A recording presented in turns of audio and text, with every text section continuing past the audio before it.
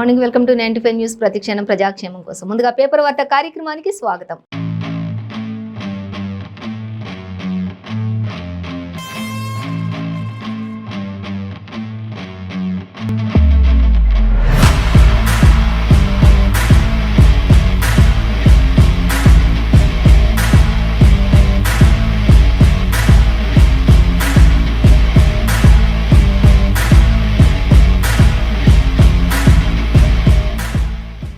ఈ రోజు మన ముందు ఆంధ్రజ్యోతి, నమస్తే తెలంగాణ దినపత్రికలోనే ఏ దినపత్రికలు ఏ వార్తలు ఉన్నాయి అనేది మనం మొదటిగా చూసుకున్నట్లయితే ఫస్ట్ వచ్చేసి మనం ఆంధ్రజ్యోతి దినపత్రిక చూసుకుందాం. ఆంధ్రజ్యోతి దినపత్రిక చూసినట్లయితే మనకి ఆంధ్రజ్యోతి దినపత్రికలో బీజేపీకి 3, ఇండియాకు 4 అనేది మనకి వార్తల్లో కనిపిస్తుంది.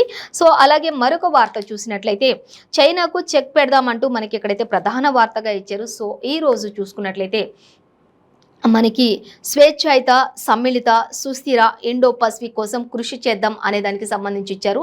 అయితే ఈ రోజు మనకి మెయిన్ అంటే చంద్రబాబు, మాజీ ముఖ్యమంత్రి చంద్రబాబు అరెస్ట్ అయ్యారు అనే దానికి సంబంధించి మనం డీటెయిల్స్ చూసినట్లయితే నంద్యాలలోని ఆర్కే ఫంక్షన్ హాల్లో ఆయన బస చేస్తున్నటువంటి చంద్రబాబుని పోలీసులు అరెస్ట్ చేశారు. ఇక ఏపీ స్కిల్ డెవలప్మెంట్ కేసులో A1గా ఉన్నటువంటి చంద్రబాబుని అరెస్ట్ చేసినట్లుగా ప్రకటించారు పోలీసులు. ఇక ఈ విషయంలో విచారణ కూడా కొనసాగుతుంది అంటూ కూడా విచారణ కూడా కొనసాగడం ప్రారంభించేశారు.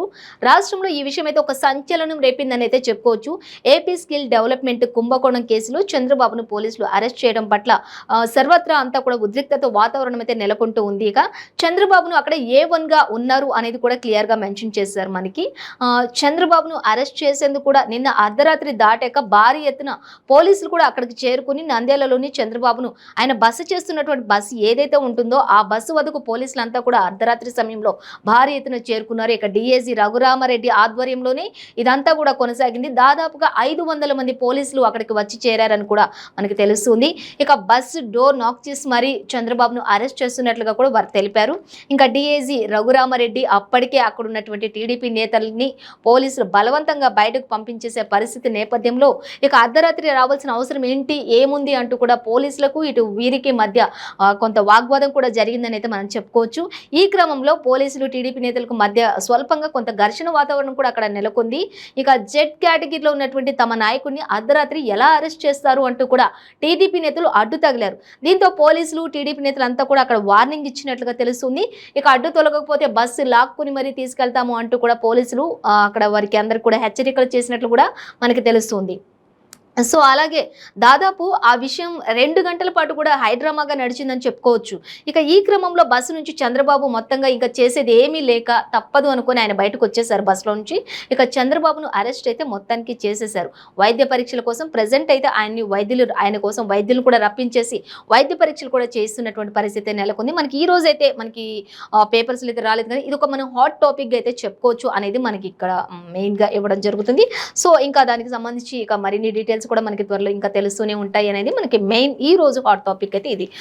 సో మరి మనం ఆంధ్రజ్యోతి దినపత్రికలోకి వచ్చినట్లయితే ఇక చూసినట్లయితే ఇక స్వేచ్ఛాయుత చైనాకు చెక్ పెడదామంటూ ప్రధాని మోదీ చెప్పడం జరుగుతుంది. సో దానికి సంబంధించి మనం డీటెయిల్స్ చూస్తే స్వేచ్ఛాయుత, సమ్మిళిత, సుస్థిరత, పసిఫిక్ ఇండియాగా మనం కృషి చేద్దామంటూ కూడా జో బైడెన్ అమెరికా అధ్యక్షులు ఎవరైతే ఉంటారో వారితోటి ప్రధాని నరేంద్ర మోడీ ఇంకా చర్చలు జరపడం స్టార్ట్ చేశారు అనేది కూడా అర్థమవుతుంది. సో ఈ రోజు నుంచి G20 సదస్సు కూడా సమ్మిట్ కూడా నిర్వహించబోతున్నారు. ఈ రోజు జరిగే వారి యొక్క ప్రణాళికలన్నీ కూడా సిద్ధం చేసేసుకున్నట్లుగా తెలుస్తుంది. సో ఇంకా దాని గురించి ఎప్పుడెప్పుడు ఎలా ఏమేమి మాట్లాడతారు అనే దానికి సంబంధించి కూడా వారంతా కూడా ఒక ప్రణాళికబద్ధంగా ముందుకు వెళ్తున్నటువంటి పరిస్థితి అయితే G20కి సంబంధించి మనకి తెలుస్తుంది. ఢిల్లీలో ఇప్పటికే పలువురు నేతలంతా కూడా ఆయా దేశాల అధ్యక్షులందరూ కూడా అక్కడ చేరుకోవడం జరుగుతుంది అనేది కూడా ఆల్రెడీ మనకి తెలిసిందే.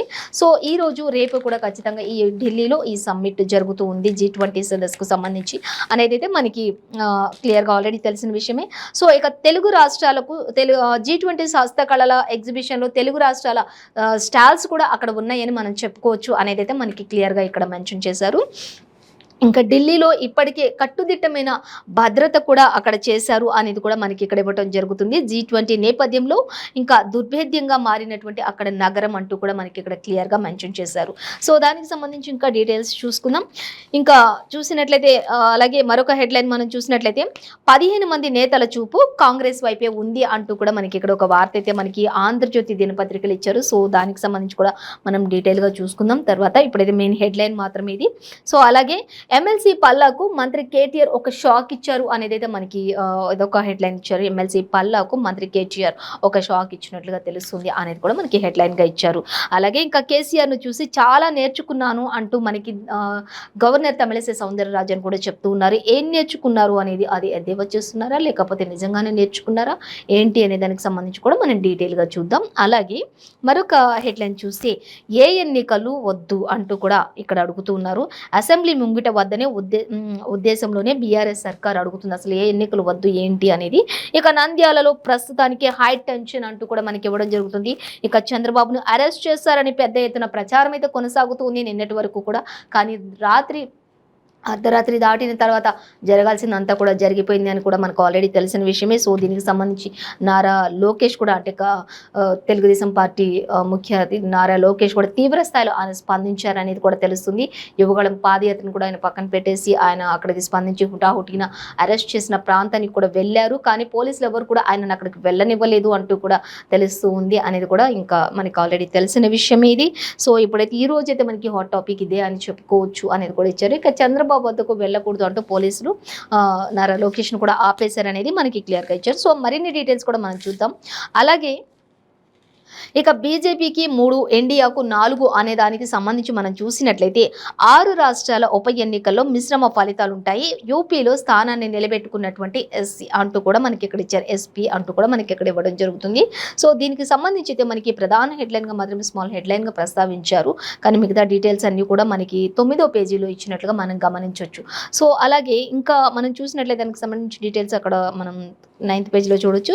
ఇక చైనాకు చెక్ పెట్టేద్దాం అంటూ కూడా చెప్తున్నారు. ఇప్పుడు చైనాకు భారత్కు మధ్య జరుగుతున్నటువంటి యుద్ధ వాతావరణం అంతా కూడా ఆల్రెడీ మన అందరికీ కూడా తెలిసిన విషయమే. సో ఇంకా చైనా వాళ్ళు ఎప్పటికప్పుడు భారత్పై తీవ్ర స్థాయిలో విరుచుకుపడటం, ఇంకా భారత్కు ప్రతిదీ కూడా భారత్ని ఆక్రమించుకునే, భారత్ భూభాగాన్ని అంతా ఆక్రమించుకునే పరిస్థితులు కొనసాగిస్తూ ఉంటారు అనేది కూడా ఆల్రెడీ మనకి తెలిసిన విషయమే. సో ఈ విషయంలో చైనాకు మనం అసలు చెక్ పెట్టేద్దాం అంటూ కూడా ఈ యొక్క G20 సబ్మిట్ కూడా చైనా అధ్యక్షుడు రాలేదు అనేది కూడా జిన్పింగ్ కూడా హాజరు కాలేదు అనే విషయం కూడా ఆల్రెడీ మనకి తెలుసు.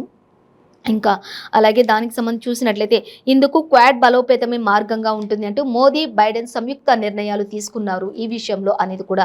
ఇంకా మోడీ అలాగే జో బైడెన్ అమెరికా అధ్యక్షులు ఇద్దరు కూడా మరి వాళ్ళిద్దరు సంయుక్తంగా కూర్చొని మాట్లాడుకున్నటువంటి పరిస్థితి, కొన్ని నిర్ణయాలు తీసుకున్నటువంటి పరిస్థితి కూడా మనం గమనించవచ్చు. ఇంకా జో బైడెన్ అయితే ఈ యొక్క సమ్మిట్కి 2 రోజులు ముందుగానే హాజరవుతారనే విషయం కూడా ఆల్రెడీ మనకి ఇంతకు ముందు నుంచి ఆల్రెడీ తెలుస్తున్న విషయమే. సో ఆయన ఎంతో మరి ప్రతి దానికి కూడా ఎంతో సానుకూలంగా స్పందిస్తూ వస్తూ ఉన్నారు జో బైడెన్ అనేది కూడా. ఇంకా ప్రధాని మోదీకి ఇరువురికి మధ్య ఎంతో చక్కని సాన్నిహిత్యం కూడా కొనసాగుతుంది అనేది అయితే మనం గమనించవచ్చు. ఇంకా అలాగే ఇరు దేశ అధినేతలతోటి ద్వైపాక్షిక చర్చలు అంటూ కూడా పలు రంగాల్లోని సహకారానికి కూడా వాళ్ళు నిర్ణయాలు తీసుకునే అవకాశం కూడా ఉంది. ఇతర రంగాలు ఏవైతే ఉన్నాయో వాటన్నిటి విషయంలో కూడా వాళ్ళిద్దరు మాట్లాడుకొని కొన్ని నిర్ణయాలు తీసుకునే అవకాశం కూడా ఉంటుంది అనేది కూడా మనకి ఇక్కడ క్లియర్గా మెన్షన్ చేశారు. అలాగే ఉమ్మడి ప్రకటన విడుదల చేశారు. వచ్చే ఏడాది ISSకు కూడా కలిసికట్టుగా ప్రయాణం చేద్దాము అంటూ కూడా వారిరువురు మాట్లాడుకుంటున్నటువంటి పరిస్థితి కొనసాగుతుంది. వారే కాదు ఇంకా ఇతర దేశాల నుంచి కూడా వారి ఆయా దేశాల ప్రతినిధులు అందరూ కూడా ఆయా దేశాల అధ్యక్షులు కూడా వచ్చినట్లుగా కూడా మనకి తెలుస్తూ ఉంది అనేది కూడా మనకి ఇచ్చారు. ఇక మానస సహిత అంతరిక్ష యాత్రకు కసరత్తులు చేస్తున్నటువంటి పరిస్థితి అయితే వారి మధ్యలో కొనసాగుతుంది అనేది కూడా మనకి ఇక్కడ ఇచ్చారు. సో దాన్ని మనం గమనించవచ్చు. ఇంకా మనం చూసినట్లయితే ఇంకా భారత సైన్యానికి రిమోట్ విమానాలు కూడా త్వరలోనే పెట్టబోతున్నారు అనేది కూడా మనకు అర్థమవుతుంది. భారత్ సైన్యానికి, భారత సైన్యం ఎవరైతే ఉంటారో వాళ్ళందరికీ కూడా రిమోట్ కంట్రోల్ ఉన్నటువంటి ఆ యొక్క విమానాలు కూడా ప్రవేశపెట్టడానికి చూస్తున్నారు. అలాగే 5G 6Gలపై కూడా ఉమ్మడి పరిశోధన జరుపుతున్నారు. ఇప్పుడు ఉన్నటువంటి 5G నెట్ కనెక్షన్స్ ఏవైతే ఉంటాయో 5Gకి అలాగే 6Gకి సంబంధించి కూడా వారు కొన్ని ప్రయత్నాలు చేస్తూ ఉన్నారు అనేది. ప్రతి ఒక్కటి కూడా డిజిటలైజేషన్గా మొత్తం ఎంతో ముందుకు వెళ్తున్నటువంటి పరిస్థితి అయితే వాటి గురించి వాళ్ళు ఎంతో చక్కగా మరి మార్గనిర్దేశం చేసుకుంటున్నటువంటి పరిస్థితులు కొనసాగుతూ ఉన్నాయి అనేది కూడా ఎంతో చక్కని ప్రణాళికలతోటి ముందుకు వెళ్తున్నారు. ప్రతి విషయంలో కూడా ఎంతో మరి చూసి నిర్ణయాలు తీసుకుంటున్నారు, మాట్లాడుకుంటున్నారు అంటూ కూడా సంయుక్త నిర్ణయాలపై ఆధారపడి ఇరువురు కూడా మాట్లాడుకుంటున్నటువంటి పరిస్థితి అక్కడ కొనసాగుతుంది అనేది మనకి ఇక్కడ ఇచ్చారు. అలాగే ఇంకా మనం చూసినట్లయితే 5G 6Gలపై ఉమ్మడి పరిశోధన జరుపుతారు. ఐరాసలో భారత్కు శాశ్వత సభ్యత్వానికి కూడా మద్దతు కల్పించే విధంగా కూడా వారు ప్రయత్నాలు చేస్తూ ఉన్నటువంటి ప్రెజెంట్ సిచ్యువేషన్ కొనసాగుతుంది అక్కడ అనేది మనం గమనించవచ్చు. అలాగే ఇంకా మనం చూస్తే ఇక్కడ ఢిల్లీలో అమెరికా అధ్యక్షులు జో బైడెన్ అలాగే ప్రధాని మోదీ ఇద్దరు కూడా మాట్లాడుకుంటున్నటువంటి పరిస్థితిని కూడా అక్కడ ఆ యొక్క దేశ అధ్యక్షుల యొక్క మన జాతీయ జెండాలు కూడా అక్కడ పెట్టి వారిరువురు కూడా ఎంతో చక్కగా వారు మాట్లాడుతూ కొన్ని విషయాలపై సంయుక్తంగా నిర్ణయాలు తీసుకుంటున్నటువంటి ఆ పరిస్థితిని అంతా కూడా అక్కడ మనకి క్లియర్గా మెన్షన్ చేశారు. ఫొటోస్ రూపంలో కూడా ఇచ్చారు, మనం గమనించవచ్చు. అలాగే ఢిల్లీలో ఈ విషయాల్లో మాత్రం G20 సభకు అనేక మంది నేతలు అక్కడికి రావటం వల్ల చుట్టుపక్కలంతా కూడా కట్టుదిట్టమైనటువంటి భద్రతా ఏర్పాట్లు కూడా అక్కడ చేశారు అనేది కూడా మనకు అర్థమవుతూ ఉంది. సో అవి కూడా క్లియర్గా మెన్షన్ చేశారు. 50,000 మందికి పైగా భద్రతా సిబ్బందిని ఏర్పాటు చేశారు. ఎందుకంటే అనేక దేశాల నుంచి కూడా ఆయా దేశాల అధ్యక్షులందరూ కూడా రాబోతున్నారు కాబట్టి ఇది ఎంతో పకడ్బందీగా ఉండాల్సినటువంటి చర్యలు కాబట్టి ముమ్మరంగా పెట్రోలింగ్ తనిఖీలు కూడా చేసినటువంటి పరిస్థితి అక్కడ కొనసాగుతుంది అనేదైతే మనకి ఇక్కడ క్లియర్గా మెన్షన్ చేశారు. అలాగే 19 మంది మహిళా షార్ట్ షూటర్లు కూడా ఉన్నారు అనేది మనకి ఇక్కడ ఇచ్చారు. అలాగే డేగ కన్నుతో నిరంతరం పహారా కాస్తున్నటువంటి అనేక మంది నిరంతరం కూడా ఒక్క క్షణం కూడా ఇది లేకుండా నిరంతరం డాగ కన్నుతోటి పర్యవేక్షిస్తూ ఉన్నారు చుట్టుపక్కల ప్రాంతాలన్నీ కూడా. ఎందుకంటే ఒకరు కాదు ఇద్దరు కాదు అనేక మంది దేశాల నుంచి కూడా ఆయా దేశాల అధినేతలు అందరూ కూడా వస్తున్న నేపథ్యంలో మన భారత్కి వారందరికీ కూడా ఘన స్వాగతం పలుకుతూ అలాగే వారందరూ వస్తున్న నేపథ్యంలో వారికి కావాల్సినటువంటి అన్ని ఏర్పాట్లు హోటల్స్ అన్నిటినీ కూడా ఏర్పాటు చేశారు. ఆయా మరి 9:30 ప్రారంభించబోతున్నారు ఈ సమ్మిట్. ఆ తర్వాత 10:30 వరకు ఒక అంశంపై ఉంటుంది, ఆ తర్వాత మరొక అంశంపై ఉంటుంది, ఆ తర్వాత 1 గంట తర్వాత వారికి లంచ్ పీరియడ్ ఉంటుంది, ఆ తర్వాత మళ్ళీ 1:45కి స్టార్ట్ చేస్తారు, 3 వరకు ఉంటుంది. ఇంకా ఆ తర్వాత లాస్ట్ వాళ్ళందరూ కూడా కలిసి మరి ద్రౌపది ముర్ము వారందరికీ కూడా నైట్ డిన్నర్ కూడా ఏర్పాటు చేశారు. వీరంతా కూడా అధినేతలందరూ కూడా ద్రౌపది ముర్ము ఏర్పాటు చేసినటువంటి ఆ యొక్క విందుకు కూడా వారంతా హాజరవుతారు. ఆ తర్వాత 9:45కి 9:45 వారందరూ కూడా ఈ యొక్క సభను ఆ యొక్క మాటలు అన్నిటిని కూడా ముగించుకొని వారికి కేటాయించబడినటువంటి హోటల్స్ ఏవైతే ఉంటాయో వారికి నిర్ణయించబడినటువంటి హోటల్స్ ఏవైతే ఉంటాయో ఆ హోటల్స్ లోకి వారందరూ కూడా బస చేయడానికి వెళ్ళిపోతారు. ఆ తర్వాత నెక్స్ట్ డే మళ్ళీ రేపు సండే 10th మార్నింగ్ మళ్ళీ యథావిధిగా ఈ యొక్క G20 సమ్మిట్ స్టార్ట్ అవుతుంది అనేది మనకి క్లియర్గా మనకి ఈ రోజు మెన్షన్ చేసినట్లుగా మనం గమనించవచ్చు. సో అలాగే ఇంకా మనం చూసినట్లయితే అలాగే ఇంకా డేగ కన్నుతో మొత్తం కూడా నిరంతరం పహారా కాస్తున్నారు అనే దానికి సంబంధించి మనం చూసాం కదా. అలాగే ఇంకా చూసినట్లయితే సహకరిస్తున్నటువంటి వాయుసేన అలాగే NSG కూడా అంటూ ఇచ్చారు. నగర వ్యాప్తంగా ట్రాఫిక్ ఆంక్షలు నిర్మానుష్యంగా మారినటువంటి దేశ రాజధాని ఢిల్లీ అంటూ కూడా మనకి ఇక్కడ ఎంతో క్లియర్గా మెన్షన్ చేశారు. ఎందుకంటే అక్కడ అంతా కూడా చుట్టుపక్కల ప్రాంతాలతో సహా అంతా కూడా నిర్మానుష్యంగా చేసేసారు. ఎక్కడ కూడా ఎటువంటి అవాంఛనీయ ఘటనలు కూడా జరగకుండా పెట్రోలింగ్ కావచ్చు, పహార కావచ్చు, డేగ కనుకోవచ్చు అన్నీ కూడా నిత్యము అక్కడ కట్టుదిట్టమైన భద్రతలతోటి ఈ యొక్క G20 సమ్మిట్ కొనసాగుతుంది అని అయితే చెప్పుకోవచ్చు అనేది మనకి క్లియర్గా మెన్షన్ చేశారు. సో మరొక వార్తకు మనం వెళ్ళినట్లయితే ఇంకా దేశంలో వ్యవస్థలపై దాడి అంటూ రాహుల్ గాంధీ స్పందిస్తూ ఉన్నారు. రాహుల్ గాంధీ ఏం చెప్తున్నారు అనేది మనం చూసినట్లయితే మైనారిటీలు దళిత వర్గాలపై దౌర్జన్యాలు ఎక్కువైపోయినాయి ప్రస్తుతం ఉన్నటువంటి ఈ సిచ్యువేషన్స్లో ఇంకా ఈ పరిస్థితుల్లో అంటూ కూడా చెప్తున్నారు. భారత్లో హింస కొనసాగుతుంది, వివక్షత పెరిగిపోతుంది అంటూ కూడా మనకి ఇక్కడ ఎవరు రాహుల్ గాంధీ చెప్తున్నారు. ఇంకా రష్యా ఉక్రెయిన్ వివాదంలో కేంద్ర ప్రభుత్వం వైఖరిలో ఏకీభవిస్తున్నామంటూ కూడా బ్రజెల్స్లోని రాహుల్ మాట్లాడుతున్నటువంటి పరిస్థితి కొనసాగుతుంది. ఇంకా రష్యా చూసుకున్నట్లయితే ఇటు ఉక్రెయిన్ వివాదంలో కూడా కేంద్ర ప్రభుత్వ వైఖరితో ఏకీభవిస్తున్నారు అంటూ కూడా మరి ఇక్కడ మనకి సంచలనంగా దేశంలో జరుగుతున్నటువంటి వ్యవస్థలపై ఆ దాడులపై మరి రాహుల్ గాంధీ కూడా స్పందించారు. మైనార్టీలు ఎవరైతే ఉంటారో దళితులు ఎవరైతే ఉంటారో వారిపై ఎక్కువగా దౌర్జన్యాలు జరుగుతున్నాయి ఇప్పుడున్న కేంద్ర ప్రభుత్వం వల్ల అంటూ కూడా ఆయన చెప్తూ ఉన్నారు. సో మరిన్ని డీటెయిల్స్ మనకి ఇక్కడ 10th పేజీలో ఇచ్చారు. సో మనం దానిని గమనించవచ్చు. అలాగే ఇంకా చూస్తే G20 హస్తకళలకు ఎగ్జిబిషన్లో తెలుగు రాష్ట్రాల స్టాల్ ఏర్పాటు చేశారు అనేది ఎంతో హర్షించదగ్గ విషయం అని చెప్పుకోవచ్చు అంటూ మనకి ఇక్కడ ఇవ్వడం జరుగుతుంది.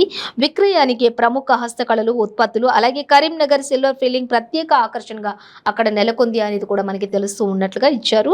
అలాగే దేశ విదేశ నేతలకు వెండి తీగతోటి తయారు చేసినటువంటి 200 బ్యాడ్జీలు కూడా అక్కడ అందిస్తూ ఉన్నారు అనేది కూడా దేశ విదేశాల నుంచి వస్తున్నటువంటి అధినేతలు ఎవరైతే ఉంటారో వాళ్ళందరికీ కూడా వెండి తీగతోటి మనం ఇక్కడ తయారు చేసినటువంటి 200 మన భారతీయులు చేసినటువంటి తీగలతో చేసినటువంటి ఆ బ్యాడ్జ్లను కూడా వారికి అందించడం జరిగింది అనేది కూడా మనకి ఇక్కడ క్లియర్గా మెన్షన్ చేశారు. సో అలాగే మరొక వార్త చూసినట్లయితే ఇంకా మరొక వార్త చూస్తే హోంగార్డ్ రవీందర్ మృతి అనేది ఇచ్చారు. సో ఇంకా శాలరీస్ కోసం ఇంకా కొట్లాడి అక్కడంతా కూడా ధర్నాలు చేసి ఇంకా ఎన్నో ఇబ్బందులు ఎదుర్కొని మరి చివరికి మరి ఆ పరిస్థితిని తట్టుకోలేని పరిస్థితిలో అక్కడ పెట్రోల్ పోసుకొని నిప్పండించుకున్న హోంగార్డ్ రవీందర్ మృతి చెందినట్లుగా తెలుస్తుంది. పలువురు ఆయన బ్రతికున్నప్పుడే చికిత్స పొందుతూ ఉన్నప్పుడే పలువురు నేతలంతా కూడా ఆయనను పరామర్శించారు. ఆర్ఎస్ ప్రవీణ్ కుమార్ ఇలాంటి నేతలందరూ కూడా ఆయనను పరామర్శించడం జరిగింది. ఆయనకు న్యాయం చేస్తామంటూ కూడా చెప్పడం జరిగింది. అయినప్పటికీ కూడా దురదృష్టవశాస్తు ఆయన చికిత్స పొందుతూ మృతి చెందడం జరిగింది అనేది మనకి ఇక్కడ క్లియర్గా ఇచ్చారు.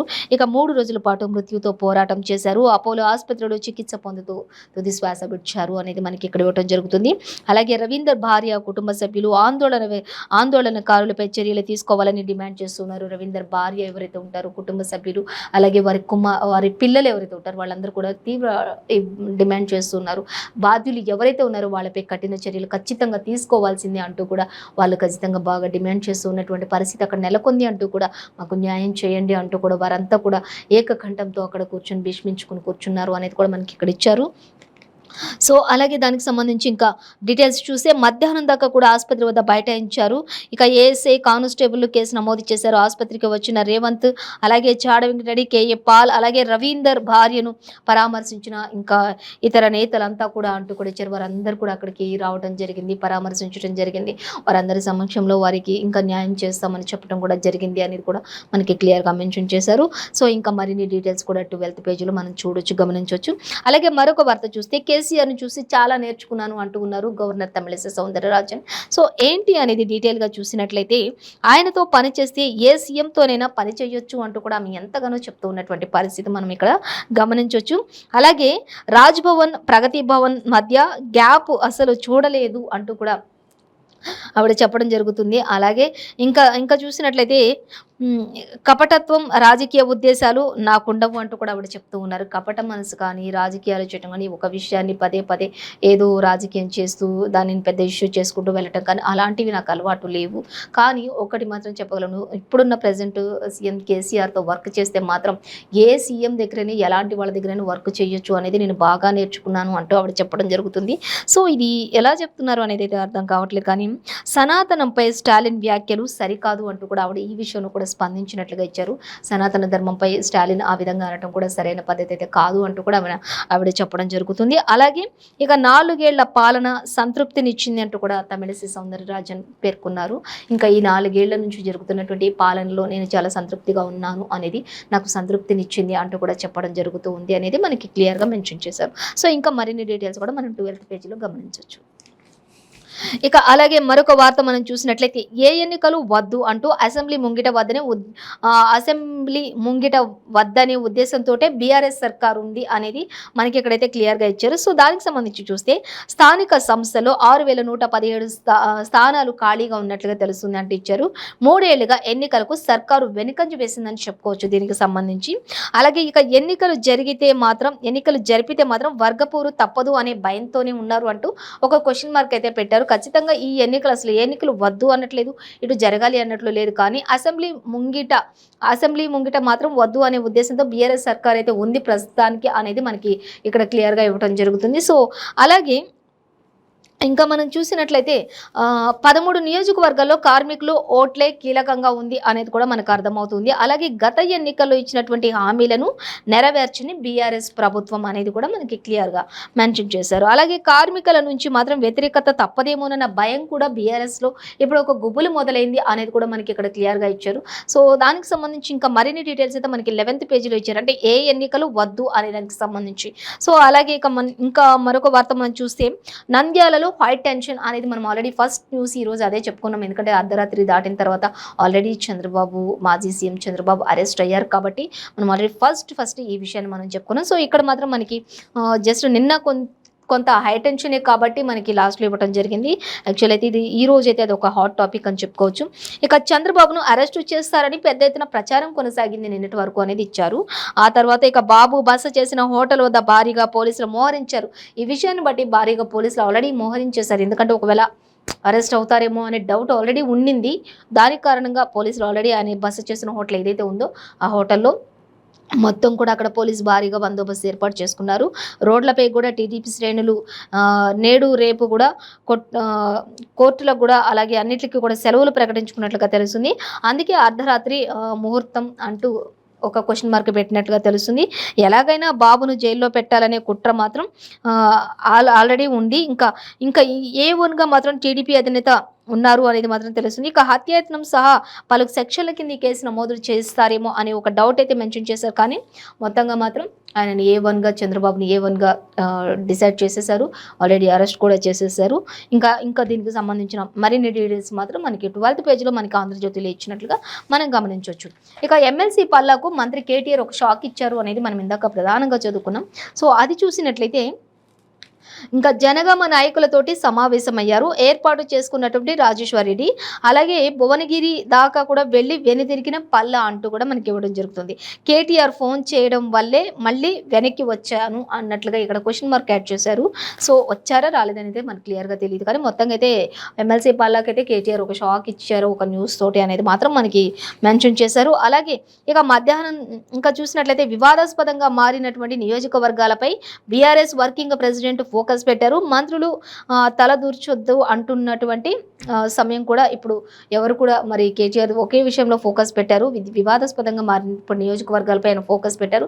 మంత్రులు ఎవరు కూడా ఇలాంటి విషయాలు తలదూర్చొద్దు అంటూ కూడా ఆయన చెప్పారు. సో మొత్తంగా అయితే ఎమ్మెల్సీ పల్లాకే ఇది చెప్పినట్లుగా అనిపిస్తూ ఉన్నట్లుగా మనం గమనించవచ్చు. మరిన్ని డీటెయిల్స్ 11th పేజీలో గమనించవచ్చు. సో మరిగా మరొక వార్తాపత్రిక చూద్దాం. ఇంకా నమస్తే తెలంగాణ దినపత్రిక చూద్దాం. నమస్తే తెలంగాణ దినపత్రిక చూసినట్లయితే మనకి ఫస్ట్ ప్రధానంగా అంటే నేడు రేపు ఢిల్లీ వేదికగా G20 సదస్సు అనేది మనకి మెయిన్ ఇచ్చారు. అలాగే ఆ తర్వాత చూస్తే కొరత వెనక కోల్ మాల్ అంటూ మనకి మరొక వార్త మనకి నమస్తే తెలంగాణ దినపత్రికలు ఇచ్చారు. ఇక థర్మల్ పవర్ డేంజర్ బెల్స్ మోగిస్తోంది అనేది అయితే మనకి అర్థమవుతుంది. సో దానికి సంబంధించి కూడా మనం డీటెయిల్గా చూద్దాం. 10 ఏళ్ల మోదీ పాలన ఫలితం ఏంటి అనేది చూసుకుంటే ఇది అంటూ డేంజర్ బెల్స్ మోగిస్తుంది అంటూ మనకు కనిపిస్తుంది. థర్మల్ పవర్ డేంజర్ బెల్స్ బొగ్గు సంక్షేమం కోసం కరెంటు సంకటం కూడా విధిస్తున్నారు అనేది కూడా మనకి క్లియర్గానే ఇక్కడ మనకి ఫస్ట్ మెయిన్గా ఒక హాఫ్ పేజ్ అంతా కూడా మనకి ఇదే ఇవ్వటం జరుగుతుంది. సో ఇంకా తెలంగాణలో వెలుగుల వేగం అంటూ కూడా మనకి ఇక్కడ ఇవ్వటం 9 ఏళ్లలో ఎంతో వెలుగులు విరజిల్లేటటువంటి హైదరాబాద్ హబ్గా తయారు చేశాము అనేది కూడా మరి మంత్రి కేటీఆర్ అలాగే సీఎం కేసీఆర్ ఇతరతర నేతలందరూ కూడా చెప్పడం ఇప్పుడున్న ప్రస్తుత అధికార రాష్ట్ర సర్కార్ ప్రకటిస్తుంది. అలాగే ఇక్కడ ఢిల్లీలో జరగనున్నటువంటి G20 సదస్సు గురించి ఆల్రెడీ మనం చెప్పుకున్నాం. అదే మనకి మెయిన్గా ఇక్కడ ఇవ్వడం జరిగింది. అలాగే థర్మల్ పవర్ ఇంకా బొగ్గు సంక్షోభం కరెంటు సంకటం ఇవన్నీ కూడా డేంజర్ బెల్స్ మోగిస్తున్నాయి. ఇదంతా కూడా మోదీ 9 ఏళ్ల పాలనలో జరిగింది అనేది క్లియర్గా మెన్షన్ చేశారు. సో మనం ఈ రోజు ఏ పేపర్లో చూసినా కూడా మనకి యాజ్టీస్గా అయితే ఇచ్చారు. కానీ మనకి నమస్తే తెలంగాణలో కొంచెం డిఫరెంట్గా ఇచ్చారని చెప్పుకోవచ్చు. సో ఇదండి ఇవాళ పేపర్ వార్తా కార్యక్రమం విశేషాలు. మరో పేపర్ వార్తా కార్యక్రమంతో మళ్ళీ రేపు కలుసుకుందాం. అంతవరకు చూస్తూనే ఉండండి 95 న్యూస్.